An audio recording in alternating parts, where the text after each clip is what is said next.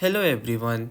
In this video, I will show you how to remove the camera from iPhone lock screen. So first of all, you have to open up your iPhone settings.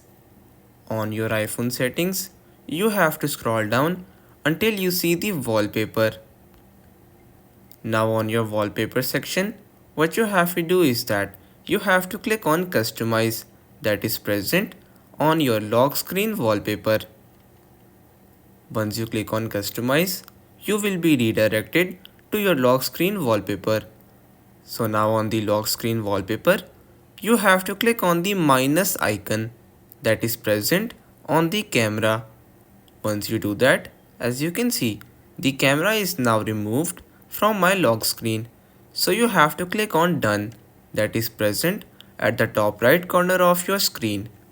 Once you click on done, now as you can see, by doing this I have easily removed the camera from my iPhone lock screen. So everyone, that's pretty much all for today's video. Consider subscribing to our channel for more informative videos in the future. Until then, stay safe.